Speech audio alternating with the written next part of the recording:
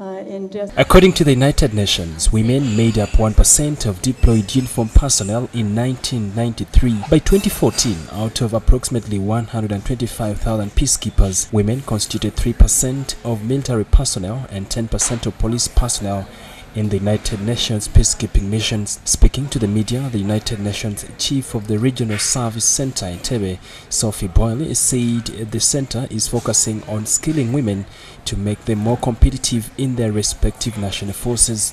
Participation in peacekeeping missions, that we provide the facility for capacity development through our regional training center, which allows them to be further competitive in the selection process. This is in line with the Secretary General's agenda to increase the participation of women in all areas of peace and security.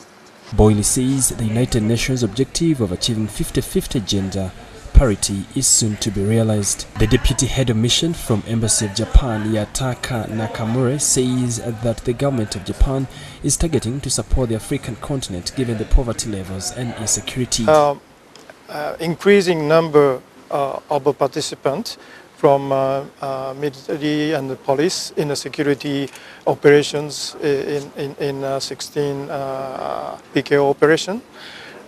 So we thought it's appropriate for the government of Japan to support particularly this. Some of the trainees share the challenges they face as women during operations. As a woman, it's very difficult because in my work, I am the only woman from there, so I don't know how they see me at the beginning, but after that, when they see that I can do things, it was fine. Always demoralized. We cannot speak on voice language, voice communication, like, because there are many types of communication, but we usually use voice.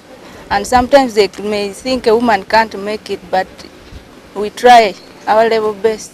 And I think at the end of this course, I will be more confident than before. The 2 weeks United Nations Signals Academy Women's Outreach course is training 33 women from 17 different African countries, including Uganda at the UN base in Entebbe. While the UN encourages and advocates for the deployment of women to uniformed functions, the responsibility for deployment of women in the police and army is incumbent upon the states. Report by Simon Octella for Urban TV.